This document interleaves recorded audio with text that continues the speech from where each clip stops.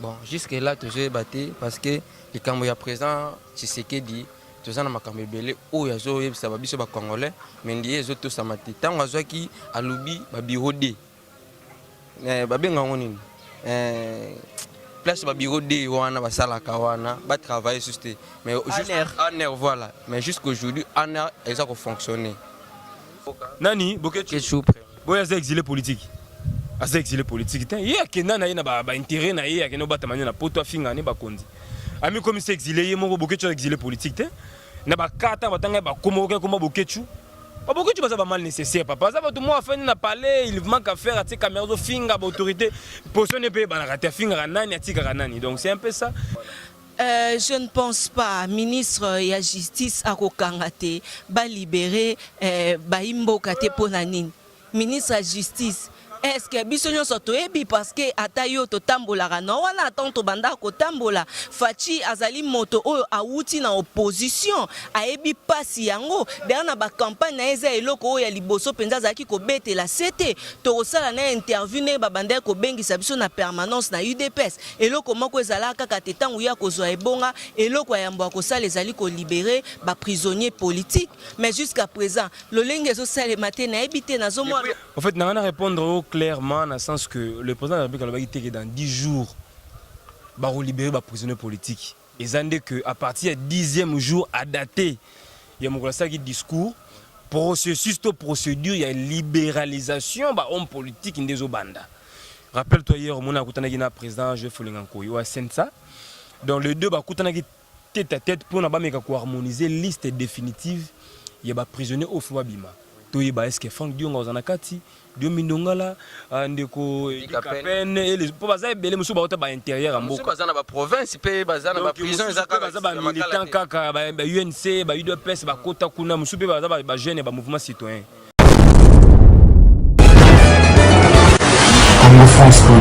Merci beaucoup na bandeko nyonso ba mesana kolanda biso na 3W Congo France ba o ba mesana kopesa biso confiance bato nyonso ba s'abonner na site na biso chaîne moko kitoko epesa kabino bato ate ya solo chaîne oyo lobela kabino bo solo wana moni mbala moko boss na nga José Didi Pumba moto apesa biso chance ya koleka na chaîne oyo kolobela bino ba diaspora bo solo ya mboka oyo nyonso leka na mboka na biso lete lobaka moko ta timbe biso na mboka na biso moko ta lengisa biso na mboka na biso na biso bana mboka biso na biso toto ba solo ya mboka.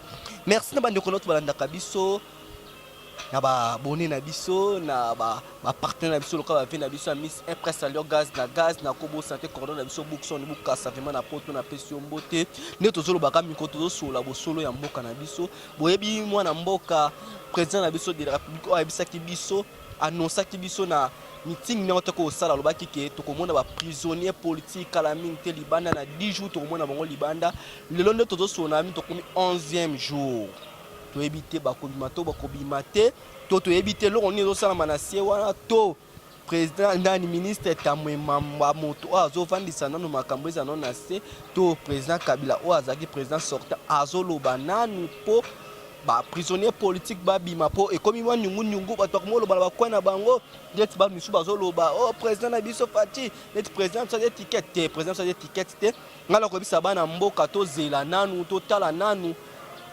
président to fati soki emsu 13e jour emsu 15e jour 14e jour toyeba o ko passer na mboka na biso tokomona ba président ba prisonnier politique libanda tokosola na bana mboka vraiment moko na moko azana posa a partager o amone akoki koloba ezana ngote likambo mwana mboka moko lobaki boye mwana mboka moko lobaki boye ba oza opinion ba congolais faut ba loba po ye moko lobaki na 10 jours tokomona ba prisonnier politique libanda mais tokomi 11e jour et ningani mwa moke ba misu bazo loba ke misusu ezali ke pona ba corps ba signaki yango do sala boye ba misu le bateau mona msu mwana mboka Franck Diongo libanda edika pe na 4 mais to yebite nga na yebite to kotambisa micro na biso na makasi ya Newman vraiment tozani vraiment ta semi bilili vraiment to tambisa micro batu ba meka koloba par rapport to yebite bongo soki esali ke msu ba msu bazoloba bongo so ba bimisi kaka mwana mboka Franck Diongo ba bimisi mwana mboka nani mwana mboka mususu batiki ba misusu.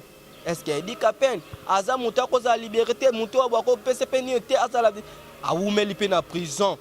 Ba bazo tali la kaka président Fachi misu likola lisu ne tonoko taila président Kabila lisu likola lisu élection ko sala mate ndenge tozo taila makambo ndenge zo kende 10 jours alobaki tozo tala tokokoma wapi toza wapi est-ce que bato wana nyonso bakobima tokomona ndike pen libanda tokomona fanti diongo tokomona diom ndongola libanda donc bato baposa bana mboka na nyonso tomona bango libanda na ba o baza libanda mboka baza na mikila poto baya to sangana poto bongisa mboka na biso na posa mboka kesu na zizani to posa banzana na mboka ezala te be kole ezala bien ba soda bazala bien na makasi ya boss na nso chose di pumba bundaki na bilili kolobe est-ce que élection kozala est-ce que kozala to mona élection ezali élection l'équipe très kitoko to le président na biso ya kitoko président soza congolais o azala makasi te ya kolobela pona biso bana mboka lelo to moni mboka komina wa kitoko to katulandela ka ba dossier moka mike to zipango po bato nyonso ba travailler na mboka po mboka kende liboso tozozwa makasi te ya kozwa mwana mboka moka pesa opinion eza biso te mwana mboka nyonso koloba ba komini to kotambola ba komini nyonso po baloba merci na Kenzo Mukendi au vraiment dans la cima montage on a monté bilili au bozo mona avec Christian Touré merci nyokadali nyuma to tambola na to zwa moko na moko et mon pandisang mbote Newman mbote na balandi nyonso bazali kolanda biso boso ba etandoke ya bango lelo mama to ya miyo lisusu poto tuna mwa ba quelques questions mutuna liboso ezali est-ce que Olanda qui programme ya 100 jours d'urgence oyo mokonza mboka pesa ki na espace ya limité. Oui, mopanzi sango yebi ke biso tozaka wana toyebi ndenge nini penza masolo yango ezalaka leur nyonso esika o événement ezalaka surtout esimbaka penza bai Congomani tozalaka toujours wana donc na 100 jours ya président de la République Félix Tshisekedi nazalaki wana. Ozalaki wana quels sont les points où ezalaki sensible to oyo yo monaki ko la priorité pour na mboka na biso? Point au cas que zoloba mapé surtout na bayi diaspora ba openza mingi pe ba zobengaka biso pona kotuna ka za likambu kaka ya 10 jours oyo chef de l'état apesaki pour que tozela ba prisonniers politiques ba ko bénéficier na grâce présidentielle et yango penza nde moto tokangaki makasi et puis yango pende moto ezozala moto ya likambo penzo sala mwa makelele pe nungu na moment oyo na ville province ya Kinshasa yango ezosala nungu wana ewuti wapi parce que président respecté maloba na ye te to ba prisonnier ba boyi na bango bima ba libika ba sisa ba consommer prison na bango to koma Newman biso tozali bai bapandisango oyo surtout ngai Tatiana Osango na tambolaka penza nga na kotaka tina kati ya prison na koyebisa ozwa occasion ya kosola parce que nga solaka na honorable Franck Diongo à tout moment même attendez tozabo et donc tosolaka ta ba WhatsApp wana tosololaka na colonel Edi Kapend tosololaka na bai prisonnier politique poso na koti bwe na pavillon 1 wana na tambolaka na ba cellule na bango nyonso pona kosombiti nya makanisi na bango koluka koyeba eloko nini ezali kotungisa bango en tout cas na ndimite question yo tuninga ya koluka koyeba mokangami moko penza ba ponite ba libérer aloba tete nga na kobima na ngai te ngai na tikala ezali eloko moko oyo ezobangisa mwa moke biso bapandisango pe loko apenga esaki nga loko aneti penza nzoto malili mingi komona comment président de la République akoki ko respecter maloba na ete est-ce que poto yebi Kabila ndenga za wana alingaka na ye Franck Diongo te est-ce que za Kabila tende moto azali derrière makambo manson oyo ezali kosala telelo ba libérer Franck Diongo te ba libérer bayi politique te est-ce que président Félix vraiment a ko travailler que ye mokonde moto azali moto na ebonga ya président de la République na Congo na biso awa topé a ko travailler selon ba accord na bango basala ki pe ba accord ango to ko ebate nene to ko kaka accord c'est vrai ba ike ba kotala ba olukaka ko finga po biso ba congolais toza spécialité na biso ezali ko finga moto mosusu akotala akoyeba te kende to koloba bo ezali loko ekosala pasi parce que lobi déjà na ville na Gombe kuna makelele esalemaki bai MLP batelemaki liboso ya prison centrale pour na kozela liberté ya honorable Franck Diongo hélas ezwamaki pe na yango te biso pe bao pe tovandaki pe na bandako pe tozaleka miso pai kozela kotala ke bakolibere na Facebook surtout ngai kutu natali ndeko moko akomi bandeko na biso ka bapandisango akomi na kati ya video na ekono Frank Diongo libanda esaki ngai pasi makasi parce que ni koluka buzz na eloko esala batu pasi koluka buzz na eloko tozozela te ba libérer bango bazoli mama nayebi ke ozali mopandisango malobe ko silo na monoko te mais mutuna ezali vraiment boye. Qu'est-ce qui ne va pas? Ezali Fatinde kangi visite to ministre justice muta kangi visite to ba prisonnier mutuna nde biso yango wala. Je ne pense pas ministre ya justice akokangate ba libérer baimboka te pona nini ministre ya justice est-ce que biso nyonso toyebi parce que ata yo totambolaka na wana atanto banda kotambola Fachi azali moto oyo awuti na opposition ayebi pasi yango derrière na ba campagne na eza eloko oyo ya liboso penza azaki kobetela sete tokosala na interview ne babanda kobengisa biso na permanence na UDPS eloko moko ezala kaka te tangu ya kozwa ebonga eloko ya yambo akosala ezali ko libérer ba prisonniers politiques mais jusqu'à présent lolenge ezo sale matin na ebité nazo mo annonce de 10 jours le 40e jour. Le 11e jour. C'est que Malobeza respecté. Malobeza respecté to sali moi discussion moi moketa mutoko ya penza et surtout que nazaki na volant na moni ndeko moko azolo balobi ndeko moko na otanga kombote alobi maman Tatiana Boza pe pressé. Toza apprécié tendenge nini. To ebi que président de la République na minute azalo kwa Yesu. Akoloba lokuta te. Donc tant okoloba déjà likambo tant okoloba bo il faut ça la effort au respecter ba parole na yo ne bandeli déjà boy président yo to monaki ndeko Kabila tango apesa ki grâce présidentielle lelo après quelques jours to moni ndeko Jekoko na les autres oyo bazalaki na prison babimaki mais comme na tango ya Fati alobi en public boye na kati ya meeting mais lelo 11e jour bandeko ya politique ata moko ata ndindi moko ya politique abimi baike baoloba kaka o mopandisango alakisi aza mutabwe parce que surtout biso bato ba internet moi muke kaka na koloba ekomona o aza mutu ya cash aza mutu alamuka non nazaka na parti te to koloba kaka so tozolobela likambo ya liberté ya mwana mboka Jekoko na ebité et aloko ndeto ebisinga que Tatiana Vital Kamerhe azalaki opposant alo ya solo na koyebiso que Vital Kamerhe azalaki na opposant lokuta ayaki na mission na apanza opposition tozomona ngo lelo c'est de même je ne sais pas bon ndenga mabete Jekoko na respectaka mingi na ba misala na oyo azali ko sala bon Jekoko aza camarade Kabila. Wana tout le monde le sait, bon je sais pas. Et là on me lui peut cousin à Fati. En tout cas na ebité. To sikisa na yo na mutuna oyo. Pona yo ceux qui les autres pesi 5 listes oyo bakoki ko bima. Pona ko lister ba nine na makala oyo ba fandi na makala avant to ke na ba province. Na o les politique 5 listes kaka 5 personnes na liste na. Ah! Bango nyonso. Bango nyonso. Edika peine. Ah oui, mais il y a liboso siko na olinga. Bon, il y a liboso na olinga honorable Frank Diongo.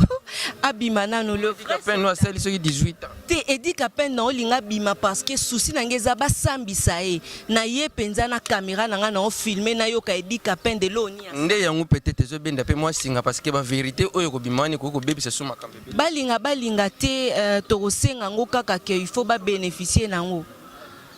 So babimite babimisi batu mususu bon eloko kamwa ezala ngote to mona rande wana parce que déjà baebi ke biso na Congo to ko ka manifester te baebi biso bien mais le système a changé. Merci beaucoup. Merci. Mbote papa.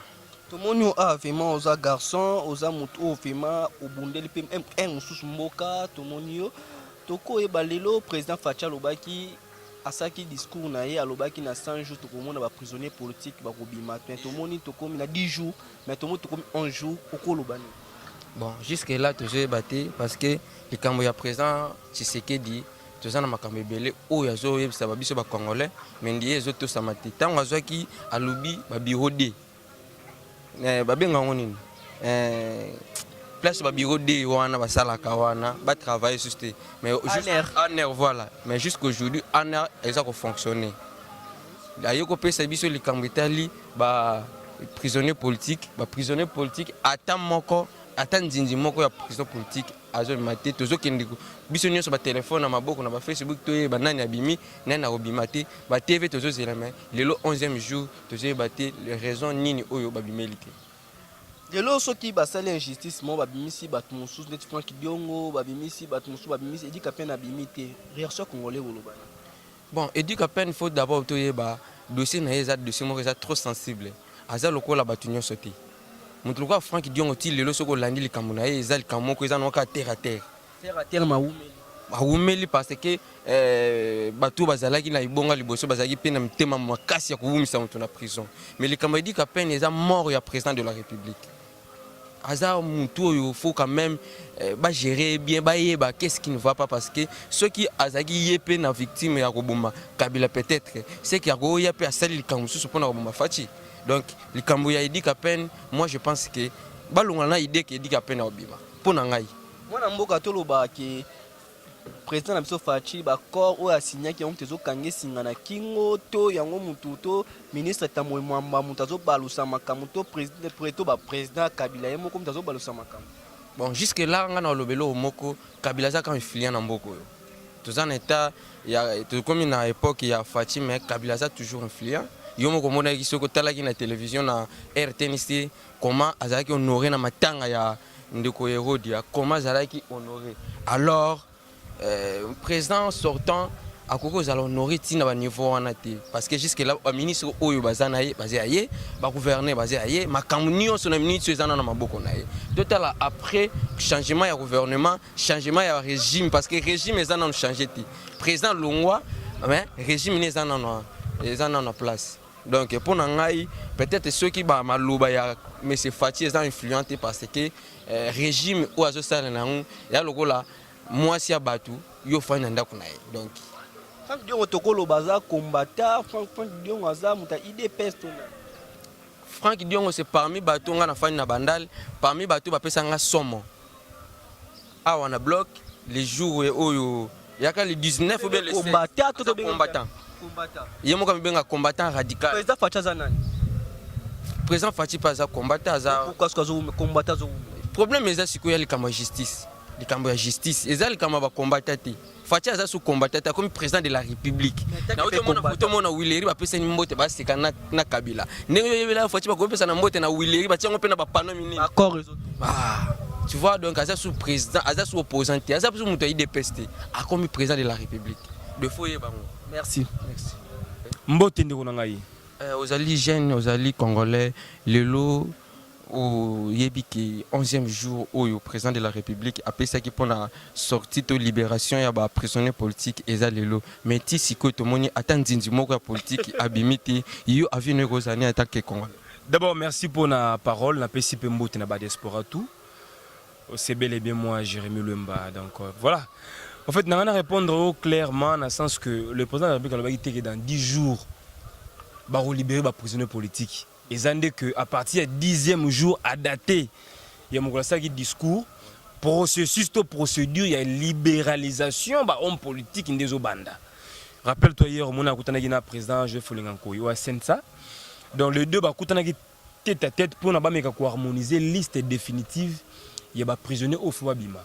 Est-ce que Franck Diongo en a kati Dio Mindongala ndeko Kapene et les pour baza belé musu ba ba intérieur amboka musu baza na ba province pe baza na ba prison ezaka ba militant kaka ba UNC ba UDPS ba kota kuna musu pe baza ba jeune ba mouvement citoyen donc il y a pas mal de gens où baza ciblé na katouana donc non c'est na ba congolais baza la patient vous comprenez base à la calme, je sais que dans les prochains jours, selon nos informations, tout il n'y a pas de confusion, il n'y a pas de débat, il n'y a pas de polémique. Bon, compter jour, 11e jour, 10e jour, non, il faut qu'on respecte la procédure, processus. Maintenant, le président de la République a comme un niveau peut-être annoncé que dans 10 jours, dans 10 jours, les prisonniers politiques, grâce présidentielle, et que ça là. Est-ce qu'à considérer que le ministre de la Justice, pour le ministre de la Justice, il faut vérifier nos dossiers en moko na moko. Il y a un ministre devant le président de la République. Eh, papa, mon compte en moko, il faut amnistier les prisonniers politiques. Vous comprenez? Maloba mo kondi, la loi. Tant que il faut exécuter un ministre, on sait la musala na yé à exécuter maloba mo kondi, maloba outi na hiérarchie.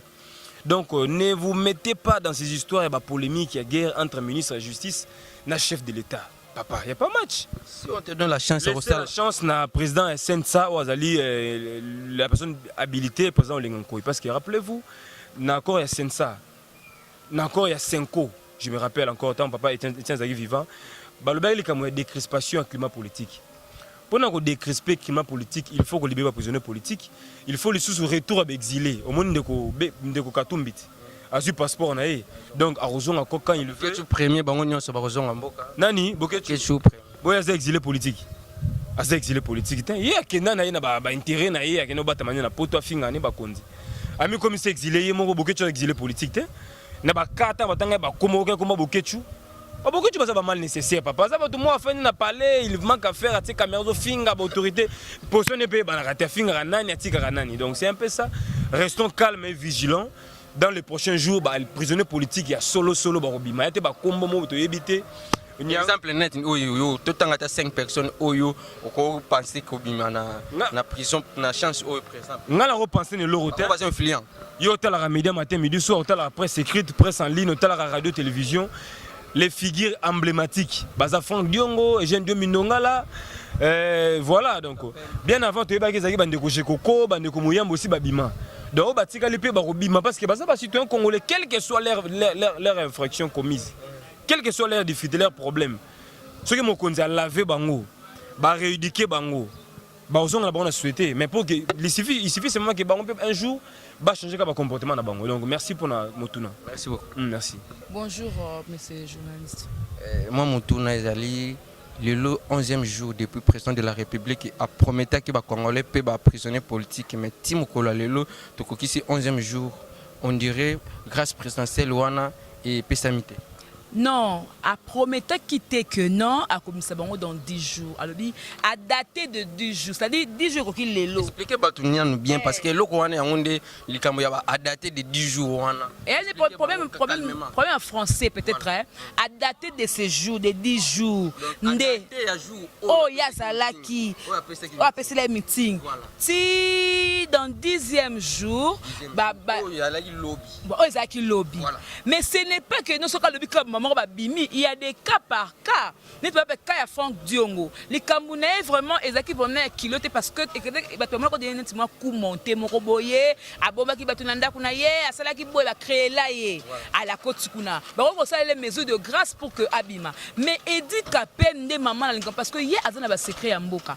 Ye mukola ko moi je m'imagine ba soka bimi lelo boy akobetelo comment ko peut ko créer moi ma bena mboka et comme ça vérité musu ba baza beza ya ko koyoka ngote na lena mokona lelo tozela ce que salamité wa to que non ndeko Alexis Mwamba o yazali ministre de la justice a boycotté makambu ya président mais c'est après combien de jours parce que les 10 jours déjà consommés 10 jours consommés mais lelo ngai na Ngefa akendaki tina prison akende na prison kuna asalaki ma vidéo moko boye atindelaki batu mususu ba vidéo wana akendaki akutaki batu nyonso na ba itana bonde bazalaki Dio Mindongala il est très malade kuna na prison kuna zobela gravement siko mutabongo ndabo a déjà na hôpital siko ba msepa kena face na kuna ba soigner siko to msaka Franck Diongo na Edith Kapen tozela mpe ba msusu bazali o ba komo na ba to yebite ba peka ba exilé politique baza kuna bako bimana bango tozela mwa ngonga topesaka mwa tozela mwa passion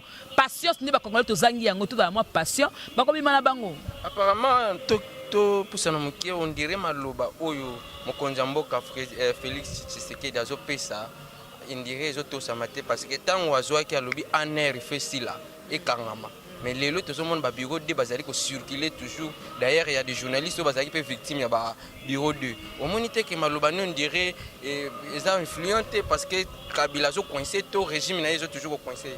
Bon, on a ce que tu connais solo parce que l'influence il y a président Kabila n'a une civité parce que tout le monde qui a honneur ba pesa qui est déjà na matanga ya Herodia tout le monde qui tangwa kenai kuna na kingakat ndengeni bayamba qui avant toujours na chaise na présidentielle et puis azali pe na insigne na pe ya président tout comprendre na place wana aza dirige qui alors prise à président sortant mais ali président na biso ne baté so kaka fati po moi kimia ezala na mboka na tala mona ki ba tension ba bito to tia kaka na bokondi po kimia ezala mais en réalité c'est lui seulement le président de la République to zela to la makamango moni ba baka soki olinga mwasi okolonga oko flatter na ba bombo ba biscuit malé même sujet à Félix alaka flatter na nous akoma la place wana avanda asala pe oye armée mais ti aluka ko flatter bango mais que la population de toujours à souffrir parce que 5 ans ils est belé azo risquer échouer dans 5 ans ça sous na 50 atika na 4 ans na quelques mois est-ce que le président Félix Tshisekedi akuti mboka ona kao mboka o ese kufaki déjà mboka o banzele zala kité kolieza pasi école bana pasi ko maternité pasi nyoso mabe siko il faut abana côté le secteur moko azana musale belé abonso na 1 mois 2 mois te toi tu crois que makamte bongaka na moi tamuke o ya koti to pesa etant surtout pesa etant to komona ke makamutu ekobonga nango c'est avec le temps de bazolaka mbuma malamu. Moi, je tourne à Souka, je dis que si j'ai zaki mon sous-semaine, et FCC est toujours influent na kati ya mboka na biso. Bazui président provincial et président ya parlement provincial, il muto FCC. Na gouvernement na parlement bango kaka. To monite ke kozala pe kaka ndiye to zonga kaka na même liboka ba tout abiso.